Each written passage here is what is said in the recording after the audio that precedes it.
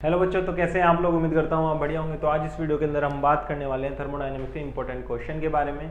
लेकिन यदि आपने इस चैप्टर का वन शॉट नहीं देखा है तो भैया जाकर देखें ताकि आपको डिटेल में भी कॉन्सेप्ट अच्छे से क्लियर हो सके। चलिए शुरू करते हैं क्वेश्चन को। तो आज जो हमारा टॉपिक होगा इंपॉर्टेंट क्वेश्चन का, वो हम डिस्कस करेंगे थर्मोडायनेमिक प्रोसेसेस के ऊपर कैसे क्वेश्चन आ सकते हैं। तो सबसे पहला क्वेश्चन आपके पास आता है, इन एन एडियाबैटिक प्रोसेस, कोई एडियाबैटिक प्रोसेस है जिसके अंदर एडियाबैटिक प्रोसेस के अंदर हम जानते हैं no transfer of heat takes place between system and surrounding.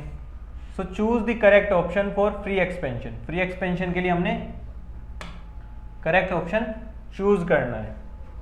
Of an ideal gas under adiabatic condition from the following. Adiabatic condition है,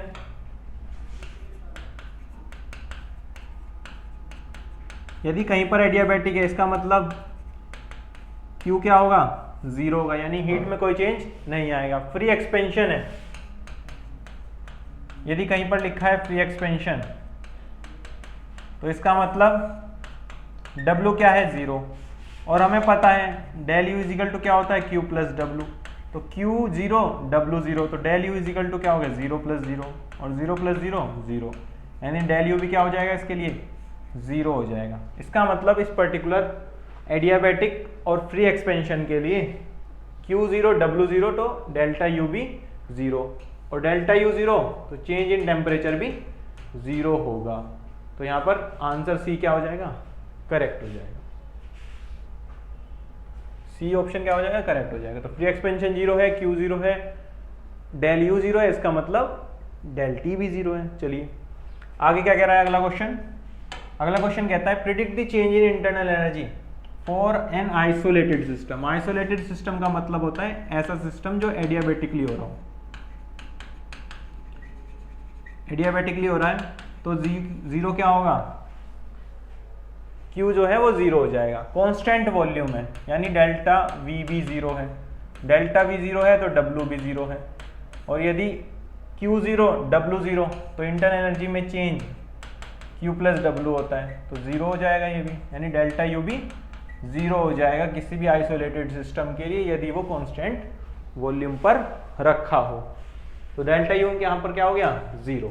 चलिए आगे बढ़ते हैं। अगला क्वेश्चन हमारे पास है, ऑल्दो हम जानते हैं कि हीट जो है वो एक पाथ फंक्शन है, but heat absorbed by the system under certain specific condition is independent of path. वो पाथ पे डिपेंड नहीं करता। So what are these conditions, ये कंडीशंस क्या होती हैं बताइए। हम क्या जानते हैं, फर्स्ट लॉ ऑफ थर्मोडायनेमिक्स के मुताबिक del U is equal to Q plus W है, तो डेल U इजिकल टू क्या हो जाएगा, Q। W को क्या लिख सकते हैं, minus P del V। W को क्या लिखते हैं, माइनस P डेल V लिखते हैं। अब यदि हम कांस्टेंट वॉल्यूम कर दें, वॉल्यूम को कर दें कांस्टेंट, तो डेल्टा V क्या हो जाएगा इसके लिए, जीरो। तो डेल U इजिकल टू क्या होगा, Q at constant V minus zero, तो डेल U इजिकल टू क्या हो गया, कांस्टेंट V। और हमें पता है ये क्या होता है, एक स्टेट फंक्शन। क्या होता है, स्टेट फंक्शन। सो QV भी क्या हो जाएगा, एक स्टेट फंक्शन हो जाएगा। यानी हीट तो एक पाथ फंक्शन है, लेकिन यदि हीट की हम बात करें एट कांस्टेंट वॉल्यूम, वॉल्यूम को कांस्टेंट रखते हुए हीट की बात करें, तो जो आएगी QV वो क्या होता है, एक स्टेट फंक्शन होता है, ना कि पाथ फंक्शन। क्लियर है। इसी तरीके से del U is equal to Q plus W ही होता है। Del U is equal to Q minus P del V, इसको ले जाएं इधर तो क्या हो जाएगा, Q is equal to del U plus P del V। अब हम कैसे बात करें, एट कांस्टेंट प्रेशर। जब प्रेशर कांस्टेंट रखेंगे तो QP क्या हो जाएगा, डेल H के बराबर। क्यों, क्योंकि हम डालते हैं डेल्टा H इजिकल टू होता है del U plus P del V के। तो यहां से क्या हो गया, ये भी कांस्टेंट, और डेल्टा H क्या होता है, एक स्टेट फंक्शन। तो QP भी क्या हो जाएगा, एक स्टेट फंक्शन हो जाएगा। यानी हीट एक पाथ फंक्शन है, यानी Q जो है वो एक पाथ फंक्शन है क्योंकि वो पाथ पे डिपेंड करता है। लेकिन इसी हीट को यदि हम कांस्टेंट वॉल्यूम पर बात करें और कांस्टेंट प्रेशर पर बात करें तो दोनों के दोनों क्या हैं, स्टेट फंक्शन होते हैं। क्या होते हैं, दोनों के दोनों स्टेट फंक्शन होते हैं एट कांस्टेंट प्रेशर और एट कांस्टेंट वॉल्यूम हीट। चलिए, two condition under which heat becomes independent of path are these. तो इस तरीके से आप आंसर कर सकते हैं अपने एग्जाम के अंदर। आगे क्या लिख सकते हैं एक्सप्लेनेशन में, जैसे मैंने सोल्व किया है उस तरीके से आप eight constant volume at constant pressure पर दिखा सकते हैं कि ये जो बराबर आता है वो डेल्टा एच के बराबर आ जाता है। इसका मतलब ये एक स्टेट फंक्शन है तो ये भी एक स्टेट फंक्शन होगा। चलिए, अगला क्वेश्चन हमारे पास है एक्सपेंशन ऑफ अ गैस। कोई गैस है, उसका क्या हो रहा है, एक्सपेंशन हो रहा है वैक्यूम के अंदर, उसे क्या कहते हैं हम, फ्री एक्सपेंशन कहते हैं। फ्री एक्सपेंशन मतलब पी एक्सटर्नल क्या होगा, 0। तो calculate the work done and the change in internal energy. Work done बताना है हमें और इंटरनल एनर्जी चेंज बताना है। तो वर्क डन क्या हो जाएगा, 0 हो जाएगा। क्यों, क्योंकि फ्री एक्सपेंशन की बात हो रही है। जब भी फ्री एक्सपेंशन की बात होती है तो वर्क डन क्या हो जाता है, 0। और आगे क्या हो रहा है, आइसोथर्मली। आइसोथर्मली मतलब चेंज इन टेम्परेचर 0, और टेम्परेचर में चेंज 0 है तो इंटरनल एनर्जी में चेंज 0 होगा। यदि 0 है तो आंसर हमारा आ गया। हमें बताना था वर्क और हम इंटरनल एनर्जी बतानी थी। W 0 हो गया, डेल U 0 हो जाएगा, सिंपल। यदि आपको क्वेश्चन अच्छे से पढ़ना आता है तो थर्मोडायनेमिक्स में आप क्वेश्चन की लैंग्वेज से काफ़ी चीज़ें तो वैसे ही समझ जाते हैं। मतलब डाटा जो है एक्स्ट्रा दिया है वो कुछ काम का नहीं रहेगा। यदि फ्री एक्सपेंशन और आइसोथर्मली प्रोसेस की बात कर देगा तो फ्री एक्सपेंशन की बात करेगा तो W 0 हो जाएगा, आइसोथर्मल की बात करेगा तो डेल U 0 हो जाएगा। चलिए, तो इस तरीके से हम दिखा भी सकते हैं लिखकर। आगे बढ़ते हैं। अगला क्वेश्चन हमारे पास है 1 mole of a mono atomic ideal gas. कोई मोनो एटॉमिक आइडियल गैस है, कितनी, 1 मोल, यानी n की वैल्यू दे दी आपको 1 मोल। एक्सपेंड हो रही है फ्रॉम स्टेट 1 टू स्टेट 2, यानी यहां से यहां एक्सपेंड हो रही है, ठीक है, as shown in figure. Calculate the work done for the expansion of gas from state 1 to state 2। Expansion हो रहा है तो उसके लिए आप वर्क डन फाउंड करिए। चलिए, तो वर्क डन हमें फाइंड करना है। प्रेशर पहले कितना था, ये क्या है प्रेशर, यानी P1 कितना है 2 बार, और P2 कितना हो गया 1 बार हो गया। यानी इनिशियली प्रेशर इतना था, जैसे जैसे एक्सपेंड हुई इस तरीके से तो प्रेशर हो गया 1 बार। चलिए, वॉल्यूम पहले क्या था 22.7, और फाइनल वॉल्यूम हमें दिया नहीं। फाइनल वॉल्यूम हमें थोड़े दिया, यहाँ पर वैल्यू हमें कैसे पता चलेगी क्या वैल्यू होगी यहाँ पर, तो हमें फाइनल वॉल्यूम तो नहीं पता है, हमारे पास ये बात पता है। और ये कैसा होगा, एक रिवर्सिबल प्रोसेस है, क्योंकि इस तरीके से कर्व जा रहा है तो रिवर्सिबल प्रोसेस है। तो वर्क डन का फॉर्मूला रिवर्सिबल में -2.303 nRT log V2 by V1। और इसी के साथ यदि आपको प्रेशर दिया हो तो प्रेशर की टर्म में भी बताया था मैंने, या फिर कैसे हो जाता है W = -2.303 nRT log P1 by P2। तो W = क्या हो गया -2.303, n कितना है 1, R क्या होगा 0.0821 लीटर ATM पर केल्विन पर मोल, इनटू टेम्परेचर कितना है, टेम्परेचर दे रखा है यहाँ पर 298 मान लेते हैं, सॉरी दे भी रखा है यहाँ पे, देखो नहीं दे रखा होता तब भी हम 298 मांगते क्योंकि स्टैंडर्ड टेम्परेचर लेके चलते हैं यदि टेम्परेचर गिवन ना हो क्वेश्चन के अंदर। P1 कितना है 2, P2 1।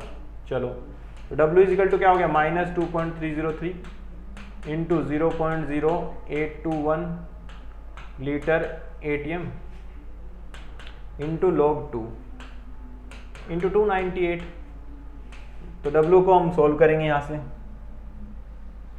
log 2 की वैल्यू हमें पता है 0.31 होती है। चलो अब सोल्व करते हैं।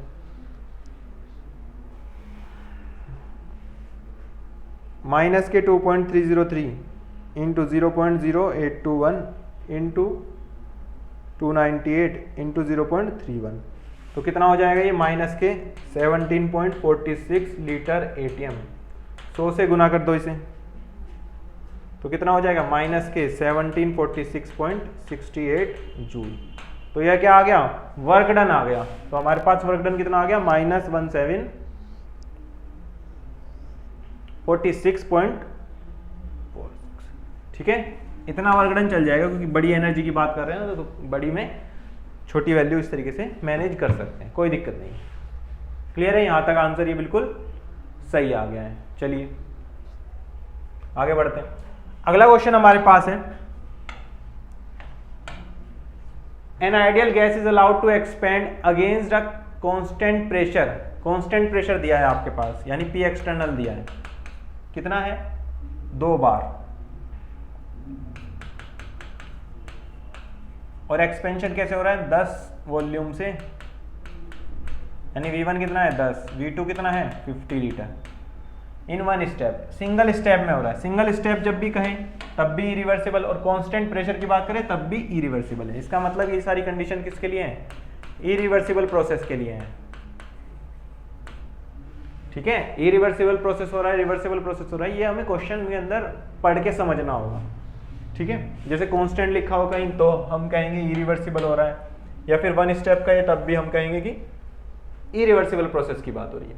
वर्क डन फाइंड करना है हमें इसके अंदर। चलो वर्क डन क्या होता है, माइनस के पी एक्सटर्नल डेल वी, यानी minus P external V2 minus V1, तो माइनस पी एक्सटर्नल कितना है 2 बार, V2 माइनस V1, V2 कितना 50, V1 कितना 10, तो क्या आ गया -2 बार इंटू 40 लीटर, यानी -80 लीटर बार। ठीक है, इसे 100 से मल्टीप्लाई करके क्या आ जाएगा, जूल के अंदर आंसर आ जाएगा लगभग, तो इतने के अराउंड जूल हमें आंसर आ जाएगा। तो W हमारे पास आ चुका है ये, किसके लिए, इरिवर्सिबल प्रोसेस के लिए। अब आगे हमें देखो क्या कह रहे हैं, आगे हमें कहता है if the same expansion were carried out reversibly, यदि एक्सपेंशन जितना हुआ है यानी इतना ही वॉल्यूम में चेंज आएगा लेकिन रिवर्सिबली आएगा, तो वर्क डन हाइयर होगा या लोअर होगा। तो निकालते हैं रिवर्सिबल के लिए, कैसे निकालते हैं, W is equal to -2.303 nRT log V2 by V1 -2.303।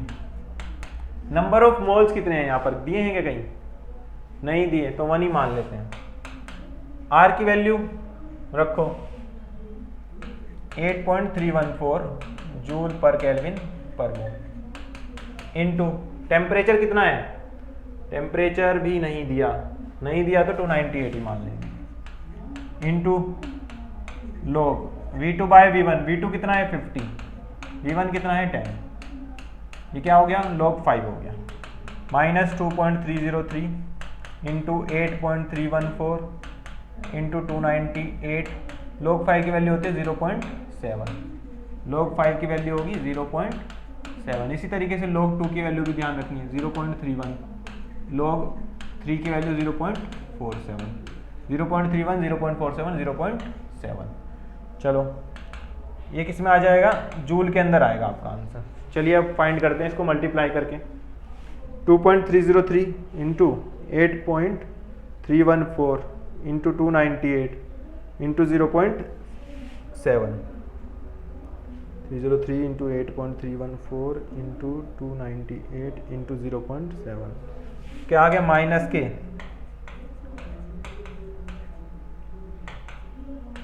यानी यहाँ पर जो वर्क डन आया वो आया इतना, और यहाँ पर कितना आया था -800। तो वर्क डन किसके अंदर ज़्यादा है, रिवर्सिबल के अंदर, तो वर्क डन रिवर्सिबल के अंदर ज़्यादा है, और हमें पता है एक्सपेंशन में रिवर्सिबल के अंदर मैक्सिमम वर्क डन होता ही है और मिनिमम वर्क डन होता ही है रिवर्सिबल के अंदर। तो ये आ गया हमारा आंसर। क्लियर है, तो इस तरीके से हम लिख सकते हैं। मैंने मोड इसलिए लगाया क्योंकि हम मैग्नीट्यूड चेक करते हैं, माइनस साइन यहाँ पे सिर्फ इतना बता रहा है कि work done by the system हो रहा है, यानी गैस जो है वो एक्सपेंड हो रही है।